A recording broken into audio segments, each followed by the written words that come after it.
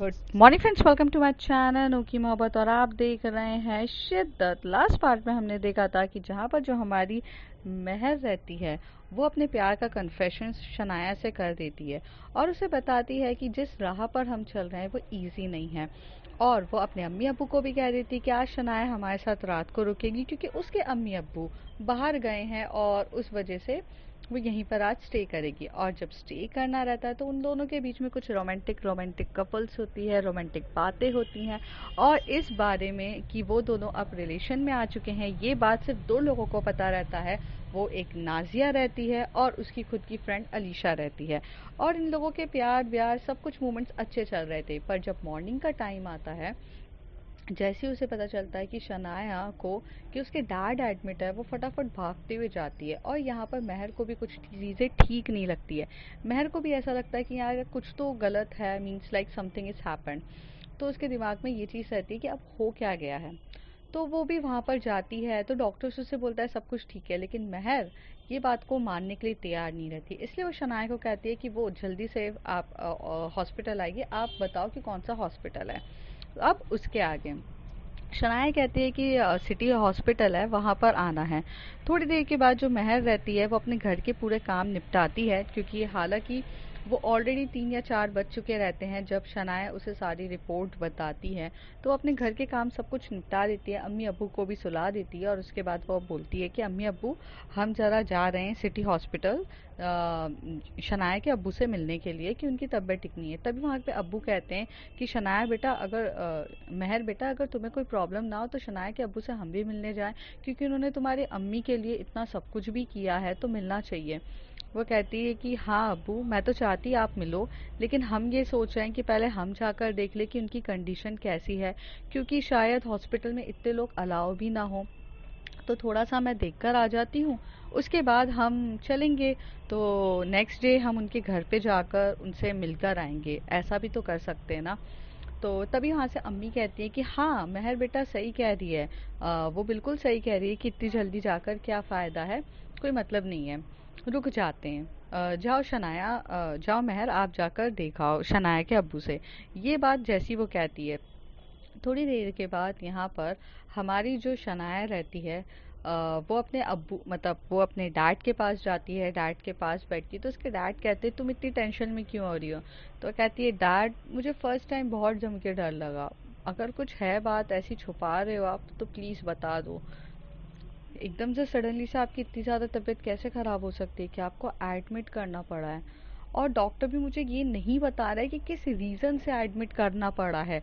आई क्या प्रॉब्लम है। तो कह रहे अरे अरे कुछ नहीं, वो थोड़ा सा चेस्ट पे पेन हो रहा था और मेरी तबीयत ठीक नहीं लग रही थी। तो कहते चेस्ट पे पेन क्यों हो रहा था, I mean there is a minor attack और समथिंग। तो वो कहता है कि ऐसा कुछ नहीं है, माइनर अटैक वगैरह नहीं है, लेकिन थोड़ा हो जाता है बच्चा, तुम इतना टेंशन क्यों ले रही हो। अच्छा ये बताओ तुम्हारा महर के साथ कैसा सब कुछ चल रहा है।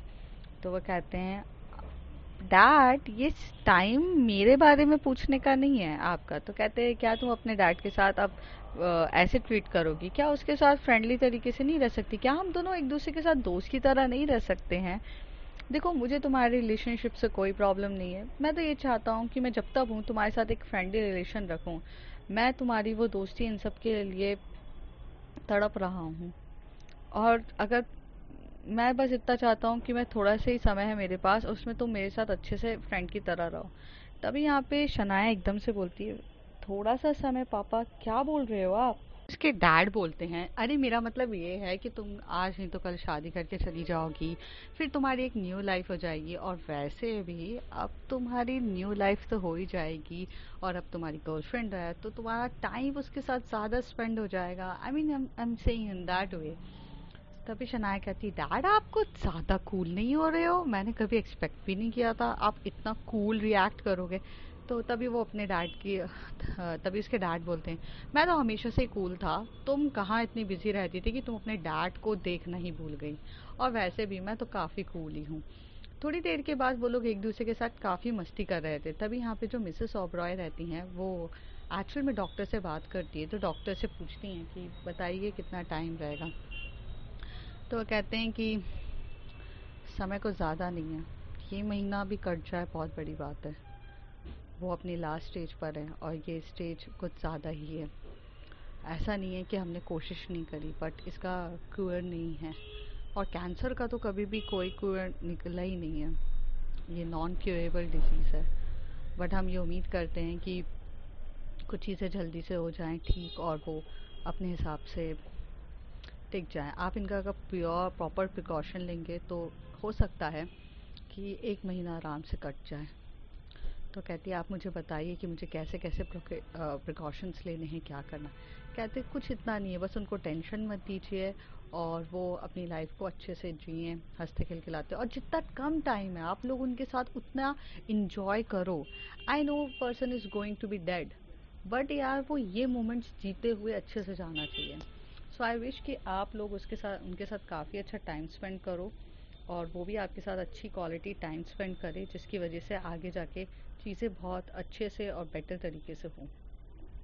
जैसी वो ये बात बोलती है तो वो काफ़ी ज़्यादा स्माइल करने लगती हैं और कहती हैं कोशिश तो हमारी यही रहेगी कि हर चीज़ अच्छे से हो और अच्छे तरीके से हो, बट देखते हैं कि क्या होता है। तो कहते हैं कि हाँ, देखना ही पड़ेगा और कुछ ऑप्शन भी नहीं है। आप जाइए उनके साथ बैठिए और क्या। तो वो कहती है ठीक है। फिर इस तरीके से जो हमारी मिसेस ओबरॉय रहती है वो भी शनाया वगैरह के साथ आके बैठने लग जाती है और ऐसी करीब आधा 1 घंटा उन लोगों के साथ मस्ती मजाक, इधर उधर की बातें, पहले जैसा जिस तरीके से वो लोग एक दूसरे के साथ टाइम स्पेंड करते थे वो बीतने लग जाता है। थोड़ी देर में जो हमारी ये मेहर खान होती हैं वो आती हैं और वो आती बोलती है कि मिस्टर ओबरॉय कहाँ पर है। तो मिस्टर ओबरॉय के रूम पर जाती हैं। तभी वहाँ से वो देखती हैं कि शनाया अपने डैड के साथ काफ़ी क्लोज है, ओके मस्ती कर रही है। तो वो दौड़ के वहाँ पे खड़े होके देख रही रहती है और मिसेस ओबरॉय भी बहुत, मतलब उनकी फैमिली एकदम हैप्पी फैमिली दिखती है। तभी वो देख के बोलते हैं कि wow it's a beautiful family, और इसी तरीके से ये लोग हंसते खिलखिलाते रहें। हम बस अल्लाह से यही दुआ करेंगे।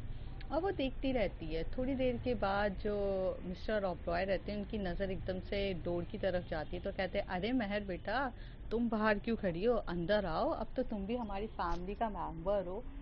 तभी वो मतलब ऐसे जो मिस्टर ओबरॉय होते हैं वो एक्साइटमेंट में बोलने ही वाले रहते हैं, तभी शनाया एकदम से अपने डैड का हाथ पकड़ के बोलती डैड मॉम है यहाँ पे, कुछ भी मत बोलो। तो कहते हैं ओके ओके ओके, तुम्हारी मॉम को तो मैं बाद में बताऊंगा, राइट। तो कहती हैं कि हाँ। थोड़ी देर में वो आते हैं एकदम से अंदर की तरफ, और आते से ही बोलते हैं कि मेहर आते से ही अंदर से बोलती है मिस्टर ओबरॉय आपकी तबीयत कैसी है। तो वो कहते हैं कि मेरी ये तबीयत ठीक है, कुछ हुआ कहाँ है, मुझे थोड़ा सा माइनर सा चेस्ट पेन हुआ था वगैरह चीज़ें। और पता नहीं सब लोगों ने इतना बवाल मचा दिया, किसी चीज़ का कौन बवाल मचाता है, इतना कुछ हुआ भी नहीं है। और तुम्हें तो पता है ना मैं काफ़ी ज़्यादा हैंडसम और बहुत मैनेजेबल पर्सन हूँ। तो महर मिस्टर ओबरॉय की तरफ देख के बोलती हैं हाँ जी। तो तभी मिसेस ओबरॉय बोलती हैं कि अच्छा तुम बच्चे लोग यहाँ पर रुको, मैं कुछ खाने का बाहर से ऑर्डर करती हूँ। तो तभी शनाया बोलते हैं कि अरे मॉम आप यहाँ बैठो मैं आती हूँ। तो इस तरीके से जो शनाया रहती है वो बाहर की तरफ चली जाती है और जो महर रहती है वो शनाया को बाहर जाते हुए देखती है। तभी थोड़ी देर के बाद जब शनाया पूरी तरीके से बाहर चली जाती है, महर अपने थोड़ा सा ओरिजिनल एटीट्यूड में आती है और फिर पूछती है मिस्टर मिस्टर ओबरॉय, मैं भी जानती हूँ, हम भी जानते हैं और आप भी जानते हैं कि आप शनाया से कुछ चीज़ें छुपा रहे हैं। हालांकि आप उनसे छुपा रहे हैं, कुछ वजह होगी आपके पास और बहुत बड़ी वजह होगी, बट मैं आपसे वो वजह जानना चाहती हूँ। अब आपको भी पता है कि मैं आपके साथ रहूँगी, तो मुझे जाननी है कि वजह। तो मिसेस ओबरॉय कहती हैं कि महर बेटा आप किस चीज़ की बात कर रहे हो। तो वो एकदम से देख के बोलती है मिसेस ओबरॉय आप भी जानती हैं कि आप जितना एकदम मासूम से अनजान बन रही हैं वो चीज़ बनने की नहीं है। कुछ तो ऐसी चीज़ें हैं जो आप लोग हमसे हाइड कर रहे हैं। हम भी ये जानते हैं कि कुछ तो बड़ा है, तभी इतनी देर तक इतनी ड्रिप्स और इतना एडमिट हुआ है। प्लीज़ हमें बताइए, शायद हम आपकी मदद ही कर पाएंगे और कुछ नहीं। तो तभी वहाँ से जो मिसेस ओबरॉय होती हैं वो मिस्टर ओबरॉय की तरफ देख के बोलती हैं कि महर को बता दीजिए। तो महर जो होती है वो मिस्टर ओबरॉय की तरफ देख के बोलती हैं बताइए हमें। तो वो कहते हैं कि मिसेस ओबरॉय को वो बोलते हैं आप बाहर जाइए, मुझे महर से कुछ ज़रूरी बात करनी है। मिसेस ओबरॉय अपने हस्बैंड की सारी चीज़ों को समझती हैं, क्योंकि उन्हें पता रहता है कि अगर वो कुछ चीज़ें सोच रहे हैं तो बहुत सही सोचे होंगे, क्योंकि महर को शनाया की लाइफ में लाने का डिसीजन भी मिस्टर ओबरॉय का था। और जब उसके आने के बाद जो शनाया इस तरीके से अपने डैड और अपने मॉम के क्लोज हुई है, तो इस बात पे तो कोई डाउट कर ही नहीं सकता था कि महर गलत इंसान थी या फिर मिस्टर ओबरॉय की चॉइस गलत थी। उन्होंने सही डायरेक्शन और सही चीज़ें ली थी। तो तभी वहाँ पर जो मिस्टर ओबरॉय रहते हैं वो शनाया के मतलब महर की तरफ देखते हुए बोलते हैं महर बेटा, मैं मरने वाला हूँ। तभी जब मिसेस मिसेस ओबरॉय भी एकदम से आती हैं और कहती हैं कि सॉरी आप दोनों को डिस्टर्ब कर रही हूँ, बट महर आप कुछ खाएंगी। तभी तब महर जब ये बातें सुन लेती तो उसके पैरों तले ज़मीन खिसक जाती है और वो देखकर बोलती है नहीं, मुझे कुछ नहीं खाना। तो तभी वो कहते हैं ठीक है। थोड़ी देर में जो हमारी शनाया रहती थोड़ी देर में जो हमारी महर रहती है वो मिस्टर ओबरॉय को देख के बोलती है क्या हुआ है आपको। तो कहती है कि मेरी कैंसर की लास्ट स्टेज चल रही है और मुझे ब्रेन कैंसर है, या ब्रेन ट्यूमर कह दो। अगर क्यूएबल होता तो मैं करवा लेता। मैं यूएसए गया, मैं लंदन गया, मैंने हर जगह ट्रीटमेंट करने की कोशिश करी, बट नहीं हो सकता। और यही एक रीज़न है जो बहुत बड़ा है। तो वो कहते हैं आपने शनाया को बताया क्यों नहीं। कहते हैं मैं शनाया को पहले काबिल बनाना चाहता हूँ, क्योंकि अगर उसे ये चीज़ पता चलेगी ना तो वो अपने दिल से काम नहीं करेगी। वो आधे से ज़्यादा टाइम तक मेरे डैड ने मेरे पे रिस्पॉन्सिबिलिटी दी है, मेरे डैड ये बोल रहे हैं, मेरे डैड वो बोल रहे हैं, मैं कर लेती हूँ। पर मैं उसे डैड गर्ल्स नहीं बनाना चाहता हूँ। मैं चाहता हूँ कि वो एक्चुअल में हर एक चीज़ को अच्छे तरीके से करे। इसलिए मैं उसे ये चीज़ें बता भी नहीं रहा हूँ। पर महर, तुम्हारा उसकी लाइफ में आना एक अजूबे से कम नहीं है। वो तुम एक ऐसी एंजल हो जिसने उसे बहुत कम टाइम में सही बता दिया। मेरे पास शायद से 1 ही महीना होगा, पर इस 1 महीने में मैं तुमसे सिर्फ इतना चाहता हूँ कि उसे काम के प्रति और मेरी पूरी कंपनी हैंडल करना सिखा दो। तुम्हारा नॉलेज बहुत ज़्यादा है, तुम उसे सही डायरेक्शन में ले जा सकती हो, प्लीज़। महर कहती है आप जैसा बोल रहे हैं वैसा ही होगा। हम आपकी इस बात को सराखों पे रखकर ये सब काम करेंगे। तभी वो कहते एक वादा करो, तुम नहीं बताओगी कि तुम्हें पता है कि मैं जाने वाला हूँ। ये बहुत बड़ी चीज़ मांग, हम यही कोशिश करेंगे कि हम हर चीज़ कर लें अच्छे से। ठीक है, मैं आपके हर एक चीज़ को करूँगी, बट शनाया से झूठ बोलना या छुपाना मुझे अच्छा नहीं लगेगा। तो कहती है आपको हमारे लिए करना पड़ेगा, प्लीज़ कर दीजिए। आप यही चाहते हैं तो मिस्टर ओबरॉय मैं ये कर लूँगी, पर शनाया अपने ही वालिद का सच न जाने ये तो बहुत बुरा होगा ना। तभी उसके डैड कहते हैं शनाया के कि मैं जानता हूँ ये चीज़ गलत होगी, पर तुम उसे सही डायरेक्शन में लेके जाओगी और सही करोगी, पर अपने कंपनी के प्रति काम करवाओ। मैं अपना सारा काम उसे हैंड ओवर करना चाहता हूँ। वो तुम्हें कैसे करना है, क्या करना है, ये तुम्हारी रिस्पॉन्सिबिलिटी है, और अब तुम कैसे करोगी ये बहुत बड़ा टास्क है। पर प्लीज़ मेरी बेटी को कंपनी के प्रति थोड़ा सा सिंसियर बनाओ, प्लीज़। तभी ऐसे करके जो मिस्टर ओबरॉय रहते हैं वह महर खान की तरफ हाथ जोड़ने लगते हैं। महर जैसी ये देखती है ना उसके तो दिल में मतलब ऐसा लग रहा है कि किसी ने पत्थर रख दिया या सुइयां चुभने लगती है। वो एकदम से उनका हाथ नीचे करती है, उनकी तरफ देख के बोलती है मिस्टर ओबरॉय जो आपने हमारी अम्मी के लिए किया है उसके सामने जो आप मांग रहे हो ये बहुत छोटी चीज़ है। हम वादा करते हैं कि हम आपकी बेटी को सबसे ज़्यादा काबिल बनाएंगे, और जब आपकी बेटी को जो भी देखेगा ना वो ये बोलेगा कि इतने अच्छे से तो बिजनेस शायद मिस्टर ओबरॉय ने भी नहीं चलाया होगा जितने अच्छे से उनकी बेटी चलाती है। और ये हमारा वादा है। तो वहाँ पर मिस्टर ओबरॉय हंसने लगते हैं, स्माइल करते हुए बोलते, मैं यही चाहता हूँ कि ये आप करें। तो कहती है, बस जो आप चाहते हैं वही होगा और आप सुकून से ज़िंदगी जिए अपनी। इस 1 महीने में हम बहुत अच्छा उन्हें बिजनेस कराना सिखाएंगे और उसकी ट्रेनिंग कल से ही शुरू हो जाएगी। कल मंडे है, मंडे से हम शुरू कर देंगे। पर आप उन्हें बताएंगी नहीं, वादा करते हैं नहीं बताएंगे। और जब ये दोनों इस तरीके से बातें कर रही थी तभी शनाया अंदर आ जाती है और कहती, oh my god, did I miss something.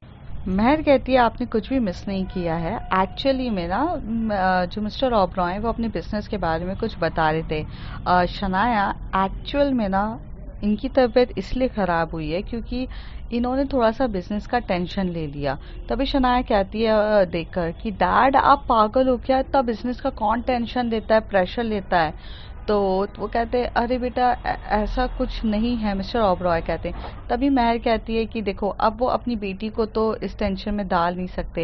Actually ना अब वो चाहते हैं कि वो थोड़ा सा समय वीकेंड पे घूमने जाएं। मिसेस ओबरॉय के साथ वो घूमना चाहते हैं और थोड़ा सा टाइम स्पेंड करना चाहते हैं।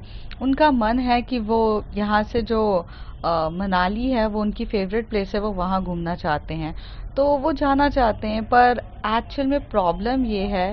तो शनाया कहती, क्या प्रॉब्लम है डैड, आप इतना सोच क्यों रहे हो? अगर आपको घूमने जाना है तो घूमने जाइए ना, कौन आपको रोक सकता है? आप तो इस पूरे कंपनी के मालिक हो।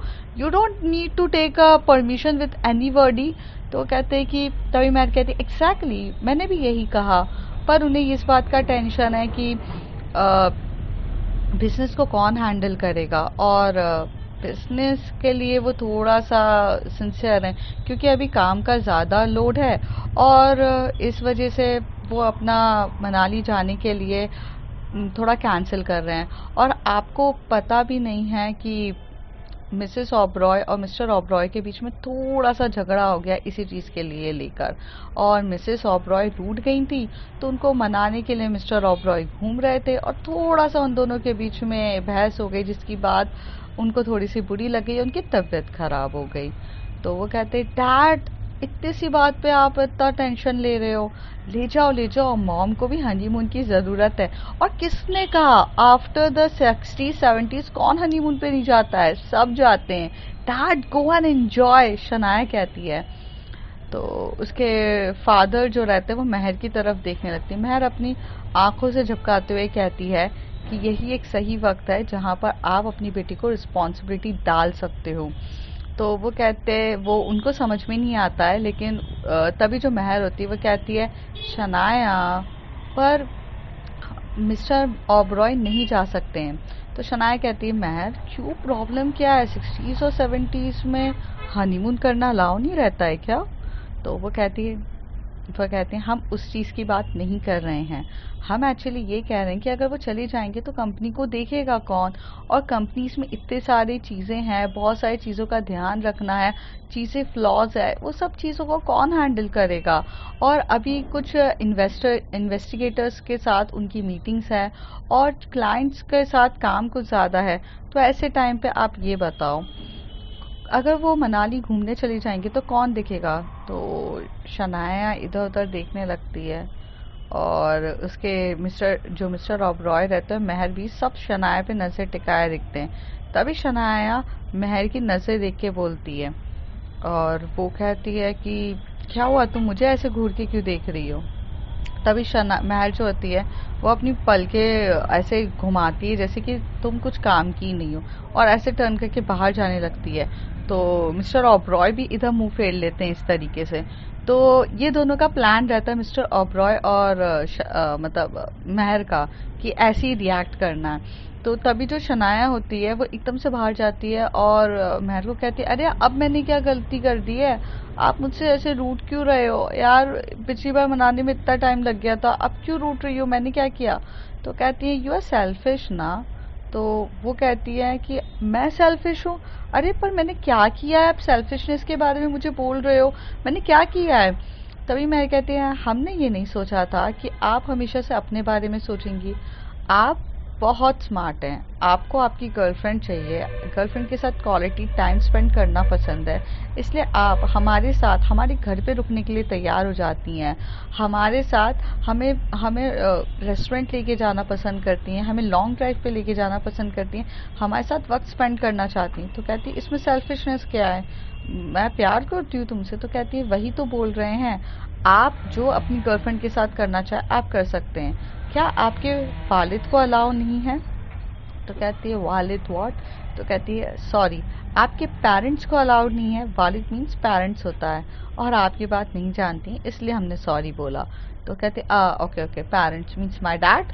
तो कहती है कि हाँ, तो आपके डैड जो हैं उन्हें अलाउ नहीं है क्या कि वो अपनी अपनी बेगम के साथ कुछ समय बिता सकें? तो कहता है अरे पूरा अलाउ है, मुझे क्या प्रॉब्लम है, मैंने तो मना ही नहीं किया, इवन मनाली की टिकट्स मैं बुक करके दूंगी डैड को। तो कहते पर टिकट्स बुक करने से क्या होगा शनाया? तो कहती है जाना होगा, घूमना होगा, एंजॉय करेंगे वो। तो कहते कैसे एंजॉय करेंगे, ऑफिस की इतनी सारी रिस्पॉन्सिबिलिटीज कौन देगा, आप उनकी बेटी हैं, आप उनकी नवाजी हैं, आपको तो एक्चुअल में अपने फादर के सामने खड़े होकर सीधे कहना चाहिए कि डैड डोंट वरी, हम हैं, हम कर लेंगे सारी चीज़ों का काम। तो कहती है शनाया कहती है यार देखो वही प्रोमिसेस करने चाहिए ना जो एक्चुअल में कर सकें। यार मैंने कभी कुछ किया ही नहीं है, मुझे बिजनेस के इन्वेस्टिगेटर्स इन सब से मिलना मुझे पता ही नहीं कि कैसे मिलते हैं, तो मैं कैसे हैंडल करूँगी? तभी वो उसके कंधे पे हाथ रख के बोलती हैं क्या आपको ये नहीं लगता कि आपको ये काम करना चाहिए, हम हैं, हम तो आपकी मदद करेंगे। तो कहती है कि पक्का? तो कहती है 100% श्योर, हम हैं, हम आपकी मदद करेंगे, लेकिन कुछ वक्त आपके अब्बू को भी तो अपनी आपकी अम्मी के साथ वक्त बिताने दीजिए, उन्हें बाहर भेजिए, वो घूमेंगे फिरेंगे और उस एक वीक में हम कंपनी संभालेंगे। मैं वादा करती हूँ आपसे शनाया, आप अकेले नहीं रहेंगे, कंपनीज को हैंडल करना जितनी देर होगा शायद हमें ओवर टाइम करना पड़े चीज़ों को समझने के लिए, बट हम कर लेंगे। पर उन्हें तो इन सब चीज़ों से फ्री करिए, अपनी पूरी ज़िंदगी उन्होंने इसी काम पे लगा दिया है और अब वो अपने बुढ़ापे में भी बस काम ही करते रहें, ये तो गलत है ना, थोड़ा तो समझिए। जैसी ये बात शनाया सुनती है तो शनाया स्माइल करके बोलती है ओके महर, आप कह रही हैं तो मैं कर लूँगी, वैसे मुझे खुद पे भरोसा नहीं है। तो वहाँ से जो महर होती है वो शनाया को हक करती हैं और कहती हैं मुझे आप पे भरोसा है और मुझे खुद पे भरोसा है, कर लेंगे। तो कहती है ठीक है कर लेंगे, ओके कर लेंगे। तो शनाया कहती जाओ अपने डैड को कहो कि आप घूमने के लिए जाइए, एक वीक में आपको आपकी सबसे काबिल बेटी मिलेगी जो सब कुछ हैंडल करेगी। जैसी ये शनाया सुनती है और कहती है बोल तो देंगे जोश जोश में, पर हो पाएगा कि नहीं, चलो अब देखते हैं, अब बोल देंगे तो बोल देंगे। ऐसे कहके शनाया अंदर जाती है और अपने डैड को श्योरिटी देती है कि वो सारा बिजनेस को हैंडल करेगी और काफ़ी डिसेंट तरीके से हैंडल करेगी। आप मनाली घूमने के लिए जाओ। महर पीछे से आती है और शनाया के थोड़े से डिस्टेंस पे खड़ी रहती है, मतलब वो डोर के पास खड़ी रहती है। तभी मिस्टर ओबराय स्माइल करने लगते हैं और स्माइल करके जो क्या बोलते हैं महर की तरफ देखते हैं, क्योंकि महर ने अनजाने में ही सही उनकी बेटी को हर चीज़ के लिए कन्विंस कर दिया था। अब महर के जो जो मिस्टर ओबरॉय रहते हैं वो महर को देख के बहुत सुकून फील करते हैं, क्योंकि उन्हें पता रहता है कि अब ये मेरी जो बेटी है ना ये अब करेगी और महर इससे सब कुछ काम कराएगी। ऐसी थोड़ी बहुत बातें शातें इन लोगों के बीच में चलती है और उसके बाद जो डॉक्टर्स रहते हैं उसके पास जो हमारी जो महर रहती है वो डॉक्टर के पास जाती है और डॉक्टर से बहुत डिसेंट तरीके से पूछती है कि इनका क्या क्या प्रिकॉशंस है, क्या है, वो सब कुछ पूछती है और डॉक्टर्स उसको बताते। तो कहते हैं आप बेटी हैं उनकी? तो कहते हैं कि बेटी से बेटी जैसी हूँ मैं उनकी। तो कहती है कि ठीक है, एक्चुअली ऐसा ऐसा है। तो वो कहती क्या इनको मनाली घूमने भेज सकते हैं? तो कहते अरे हाँ हाँ भेजो, किसने मना किया, मैं तो इवन कह ही रहा था उसे इनको वीकेंड पे भेजो ताकि वो जाएं, घूमें फिरे, थोड़ा सा इंजॉय करें लाइफ को, डैशिंग तरीके से हो जाए। तो कहती है ठीक है हम इनको भेज देते हैं। फिर शनाया जो रहती है वो बाहर आती है डॉक्टर्स के साथ महर को बात करते हुए। तभी वो बोलते हैं कि महर एकदम से बोलती है कि वो शनाया आ रही है, वो एक्चुअल में मिस्टर ओबरॉय की बेटी है, उनको नहीं बताना है कि उनको हुआ क्या है, ठीक है, तो आप नॉर्मल रिएक्ट करिएगा। तो कहते हैं हाँ हाँ मैं नॉर्मल रिएक्ट करूँगा। ऐसे कह के जो हमारी जो महर रहती है उसके पास शनाया आ जाती है, और शनाया आते से ही बोलती है doctor my dad is fit ना, तो कल उनको मनाली भेज दूँ मैं? तो डॉक्टर बोलता है हाँ जी आप भेज दीजिए, किसने मना किया है? तो यहाँ पर जो शनाया रहती है उसकी तरफ महर देखकर बोलती है कि आप टिकट्स बुक करिए और होटल्स वगैरह का सब अरेंजमेंट्स करिए और प्रॉपर तरीके से उन्हें भेजिए। और करते हैं, और मैं मिस्टर ओबरॉय के साथ थोड़ा सा बैठ जाती हूँ, थोड़ा सा चीज़ों को ले लेती हूँ, और आप तब तब जाके अम्मी के साथ थोड़ा सा आपकी अम्मी के साथ वक्त बिताइए।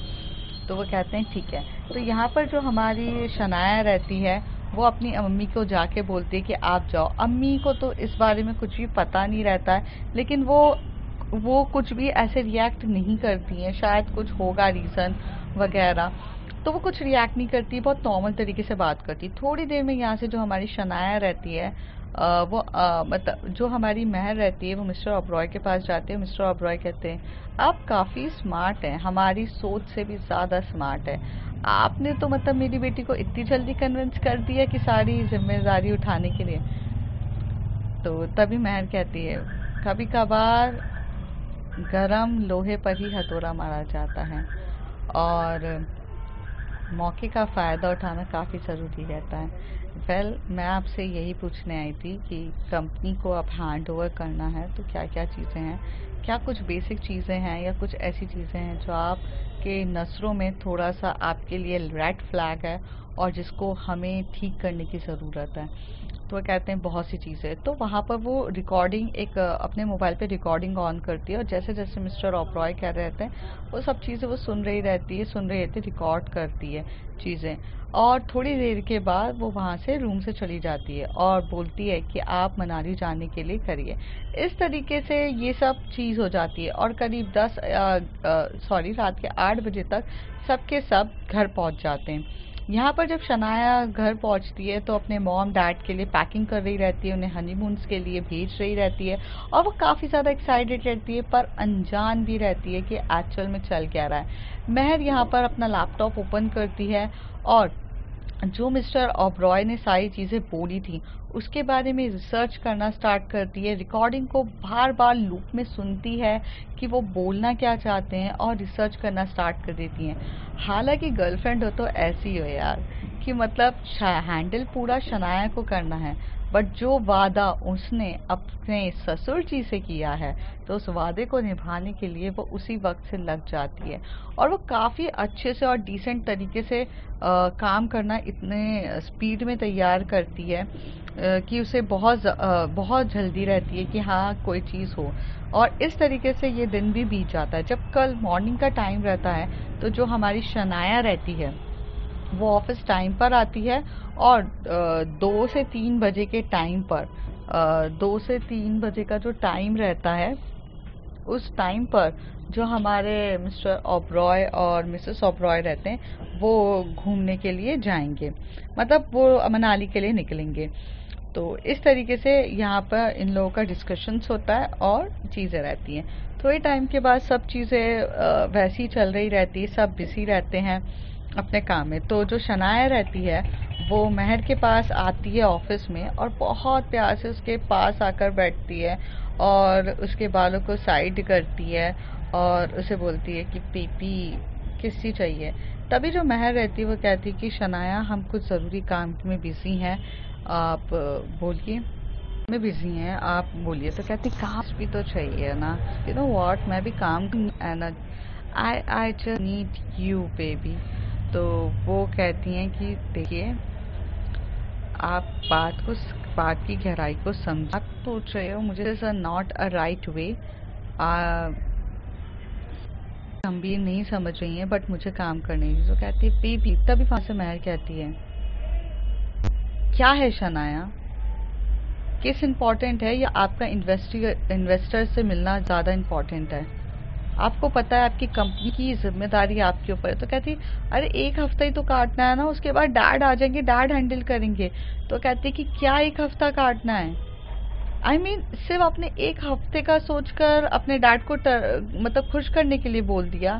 तो डैड वांट्स कि इस चीज़ की रिस्पॉन्सिबिलिटी लो। तो कहते नो, मैं नहीं लूंगी, मेरी कोई उम्र नहीं है ये सब चीज़ें करने की। I just want to enjoy my life with my girlfriend. तो कहती है वॉट, जो इंसान अपने वालिद से प्यार नहीं कर सकता वो इंसान हमसे क्या प्यार करेगा? अगर आप अपने वालिद की चीज़ों की इज्जत नहीं कर सकती हैं, अगर दिखावा कर रही हैं उनका मन रखने के लिए, तो आप हमसे भी मोहब्बत नहीं कर सकती हैं। चाहिए। और रही बात किसकी, तो किसी और से ले लीजिएगा। हम यहाँ पर सिर्फ आपकी ख्वाहिशों को या आपके लस्ट को पूरे करने के लिए नहीं बैठे हैं। और हमें भी कोई शौक नहीं है शनाया, हम भी बाकी एम्प्लॉय की तरह काम करके यहाँ से जा सकते हैं। हमें भी हमारी पगार हमारे हमें टाइम पे मिल जाएगी। लेकिन फिर भी मैं यहाँ पर पूरा दिन अपना खाना हर चीज़ स्किप कर रही हूँ ये सब देखने के लिए, क्योंकि मैंने मिस्टर ओबरॉय को ये बोला है कि उनकी बेटी हर हैंडल करेगी। बट मैं जिस लड़की के लिए स्टैंड ले रही हूँ वो खुद लड़की सिंसियर नहीं है अपने काम के लिए। चाहिए आप जा रही हैं या मैं जा रही हूँ? तभी शनाया कहती है अरे महर, मेरा वो इंटेंशन नहीं था। तो वो कहती हैं कि सुनना ही नहीं है। और महर का गुस्सा काफ़ी ज़्यादा तेज रहता है। तो शनाया कहती इतनी सी बात पे गुस्सा करने वाली क्या बात है यार, शी वॉज ओवर रिएक्टिंग, इसमें ओवर रिएक्ट करने वाली भी क्या बात है यार। हद होती है किसी भी चीज़ का ओवर रिएक्ट करना, मतलब अननेसेसरी का लोग ओवर रिएक्ट करते हैं। यहाँ पे शनाया इस तरीके से बोलती है। और शनाया जो रहती है वो महर को बोलती है लगता है काम का कुछ ज़्यादा प्रेशर होगा इसलिए सोच रही है, अभी आएगी थोड़े टाइम बाद मैं कर लूँगी। तो अब फ्रेंड्स देखते हैं आगे क्या है, क्योंकि शनाया शायद से अपने काम के लिए उतनी सिंसियर नहीं है अभी, लेकिन यहाँ पर महर को पता है कि आगे जाके क्या होगा। तो इसलिए अब उसके लिए कितना बड़ा टास्क है कि अपनी गर्लफ्रेंड को काम के लिए सीरियसनेस करना। तो ये सब जानिए अगले कुछ एपिसोड्स में। तब तक के लिए bye bye, take care. If you like my story, like share and subscribe.